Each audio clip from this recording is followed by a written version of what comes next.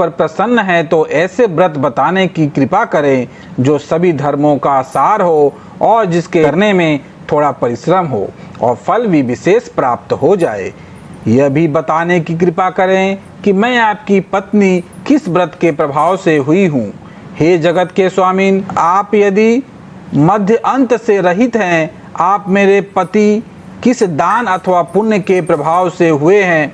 शंकर जी बोले, हे दवी सुनो, मैं तुमसे वह उत्तम व्रत कहता हूँ जो परम गोपनीय एवं मेरा सर्वस्व है। वह व्रत जैसे कि ताराओं में चंद्रमा, ग्रहों में सूर्य, वर्णों में ब्राह्मण, सभी देवताओं में विष्णु, नदियों में जैसे गंगा, पुराणों में देव, वेदों में सामवेद, इंद्रियों में मन जैसे श्रेष्ठ समझे जाते हैं, वैसे ही पुराण एवं वेदों का सर्वस्व इस व्रत को शास्त्रों ने कहा है, उसे एकाग्र मन से स्मरण करो। इसी व्रत के प्रभाव से तुमने मेरा अर्धाश्रम प्राप्त किया है। तुम मेरी परम प्रिया हो, इसी कारण वह सारा व्रत मैं तुम्हें सुनाता हूँ। भादों का महीना हो, शुक्ल पक्ष की तृतीया तिथि हो, हस्त नक्षत्र हो, उसी दिन इस व्रत के अनुष्ठान से मनुष्यों के सभी पाप भस्मीभूत हो जाते हैं। हे देवी सुनो, जिस महान व्रत को तुमने हिमालय पर्वत पर धारण किया था, वह सबका पूरा वृतांत मुझे श्रवण करो। श्री पार्वती जी बोली, भगवान, वह सर्वोत्तम व्रत मैंने किस प्रकार किया था, यह सब हे महेश्वर मैं आपसे सुनना चाहती हूँ।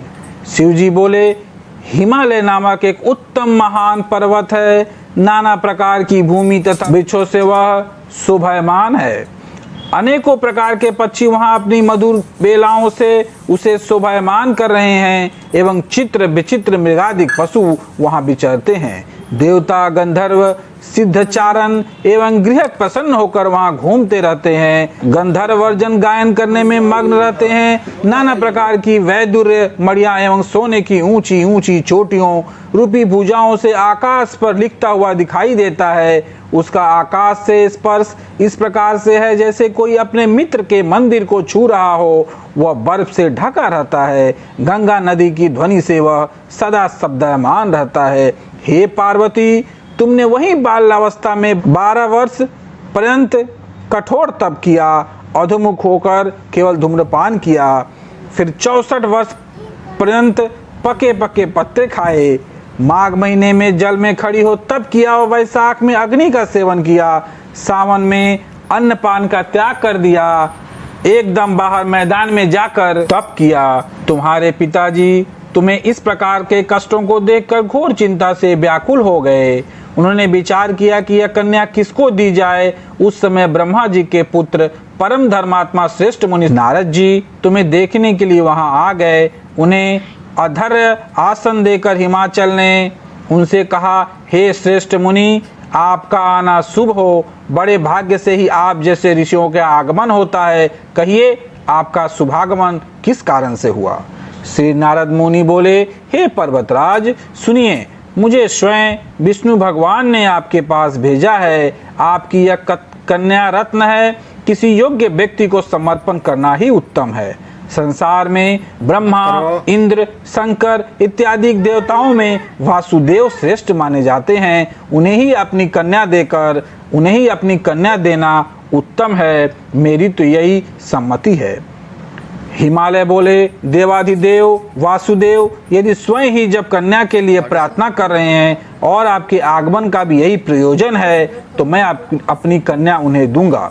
यह सुनकर नारद जी वहां से अंतर्धान होकर शंख चक्र गदा पद्मधारी श्री विष्णु जी के पास पहुंचे। नारद जी बोले, हे देव, आपका विवाह निश्चित हो गया है। इतना कहकर देवर्षि नारद तो चले गए और इधर हिमालय राज ने अपनी पुत्री गौरी से प्रसन्न होकर कहा, हे पुत्री, तुम्हें गरुड़ ध्वज वासुदेव जी के प्रति देने का विचार कर लिया है। पिता के इस प्रकार के वचन सुनकर पार्वती अपने सखी के घर गई और अत्यंत दुखित होकर पृथ्वी पर गिर पड़ी और विलाप करने लगी। उन्हें इस प्रकार दुखित हो विलाप करते सखी ने देखा तो पूछने लगी, हे देवी, तुम्हें क्या दुख है, मुझसे कहो, और तुम्हें जिस प्रकार से भी सुख हो मैं निश्चय ही वो उपाय करूंगी। पार्वती जी बोली, सखी, मुझे प्रसन्न करना चाहती हो तो मेरी अभिलाषा सुनो। हे सखी, मैं कुछ और चाहती हूँ और मेरे पिता कुछ और करना चाहते हैं। मैं तो अपना पति श्री महादेव जी को वर चुकी हूँ। मेरे पिता इसके विपरीत करना चाहते हैं, इसलिए हे प्यारी सखी, मैं अब अपनी देह त्याग कर दूंगी। तब पार्वती के ऐसे वचन सुन सखी ने कहा, पार्वती तुम घबराओ नहीं, हम दोनों यहाँ से निकलकर ऐसे वन पहुँच जाएंगी जिसे तुम्हारे पिता जान ही नहीं सकेंगे। इस प्रकार आपस में राय कर श्री पार्वती जी को वह घोर वन में ले गई। तब पिता हिमालय राज ने अपनी पुत्री को घर में न देखकर इधर उधर खोज किया, घर घर ढूंढा, किंतु वह न मिली। तो विचार करने लगे, मेरी पुत्री को देव दानव किन्नरों में से कौन ले गया? मैंने नारद के आगे विष्णु जी के प्रति कन्या देने की प्रतिज्ञा की थी, अब मैं क्या दूंगा? इस प्रकार की चिंता करते करते मूर्छित होकर गिर पड़े।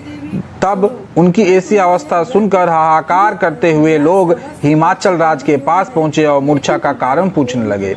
हिमालय बोले, किसी दुष्टात्मा ने मेरी कन्या का अपहरण कर लिया है, अथवा किसी काल सर्प ने उसे काट लिया है, या सिंह व्याघ्र ने उसे मार डाला है। पता नहीं मेरी कन्या कहाँ चली गई, किस दुष्ट ने उसे हर लिया। ऐसा कहते कहते शोक से संतप्त होकर हिमालय राज वायु से कंपायमान महावृक्ष के समान कांपने लगे। तुम्हारे पिता ने सिंह व्याघ्र भल्लुक आदि हिंसक पशुओं से भरे एक वन से दूसरे वन में जाकर तुम्हें ढूंढने का बहुत प्रयत्न किया। इधर अपनी सखियों के साथ एक घोर वन में तुम जा पहुंची। वहां एक सुंदर नदी बह रही थी और उसी तट पर बड़ी गुफा थी जिसे तुमने देखा। तब अपनी सखियों के साथ तुमने उस गुफा में प्रवेश किया। खाना पीना त्याग करके वहां तुमने मेरी पार्वती युक्त बालू का लिंग स्थापित किया। उसी दिन भादो मास की तृतीया थी, साथ में हस्त नक्षत्र था। मेरी अर्चना तुमने बड़े प्रेम से प्रारंभ की और बाजों तथा गीतों के साथ रात को जागरण भी किया। इस प्रकार तुम्हारा परम श्रेष्ठ व्रत हुआ।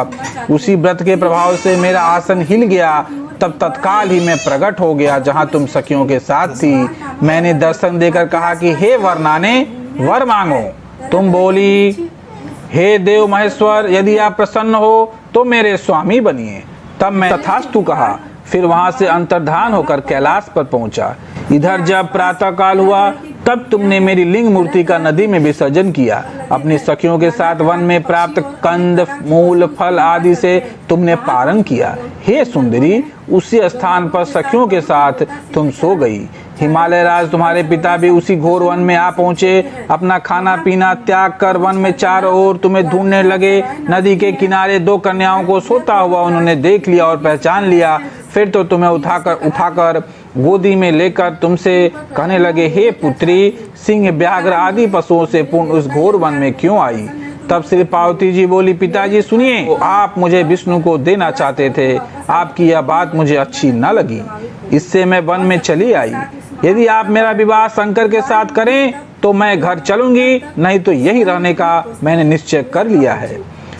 तब तुम्हारे पिता ने कहा कि एवं अस्तु, मैं शंकर के साथ ही तुम्हारा विवाह करूंगा।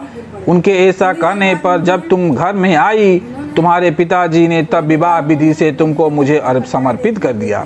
हे पार्वती जी, उस व्रत का प्रभाव है जिससे तुम्हारे सौभाग्य की वृद्धि हो गई। अभी तक किसी के सम्मुख मैंने इस व्रतराज का वर्णन नहीं किया। हे देवी, इस व्रतराज का नाम भी अब श्रवण कीजिए, क्योंकि तुम अपनी सखियों के साथ इस व्रत के प्रभाव से हरि गई। इसी कारण इस व्रत का नाम हरितालिका हुआ। पार्वती जी बोली, हे प्रभु, आपने इसका नाम तो कहा, कृपा करके इसकी विधि भी कहिए। इसके करने से कौन कौन सा फल मिलता है, कौन सा पुण्य लाभ होता है और किस प्रकार से कौन इस व्रत को करे। ईश्वर बोले, हे देवी सुनो, यह व्रत सौभाग्य वर्धक है। जिसको सौभाग्य की इच्छा हो वह यत्न पूर्वक इस व्रत को करे। सबसे प्रथम वेदी की रचना करे, उसमें 4 केले के खम्भ रोपित करें, चारों ओर बंधन वार बांधे, ऊपर वस्त्र बांधे, विविध रंगों के और भी वस्त्र लगावे। उस मंडप के नीचे की भूमि को अनेकों चंदनादि सुगंधित जल द्वारा लीपें, शंख मृदंग आदि बाज बजवाएं। वह मंडप मेरा सुंदर है, इसलिए नाना प्रकार से मंगल गीत वहाँ होने चाहिए। सुधरेती का मेरा लिंग श्री पार्वती के साथ ही वहाँ स्थापित करें। बहुत से पुष्पों के द्वारा गंध धूप आदि से मेरा पूजन करें। फिर नाना प्रकार के मिष्टान और नैवेद्य समर्पित करें। रात को जागरण करें। नारियल, सुपारियां, मौसमियां, नींबू, बकुल, बीजपू, नारंगियां एवं और भी ऋतु अनुसार बहुत से फल, उस ऋतु में होने वाले नाना प्रकार के कंद मूल, सुगंधित धूप दीप से आदि सब लेकर मंत्रों द्वारा पूजन करके चढ़ावे। मंत्र यह है: शिव शांत पंचमुखी शूली नंदी भृंगी महाकाल गणों से युक्त शंभु आपका नमस्कार है। शिवा शिव प्रिया प्रगति शिष्ट हेतु श्री पार्वती सर्वमंगल रूपो शिव रूपो जगत रूपा आपका नमस्कार है। हे शिवे नित्य कल्याण कारिणी जगदम्बे शिव स्वरूपे आपका बारंबार नमस्कार है। आप ब्रह्मचारिणी हो, जगत की धात्री सिंह वाहिनी हो, आपको नमस्कार है। संसार के भय संताप से मेरी रक्षा कीजिए।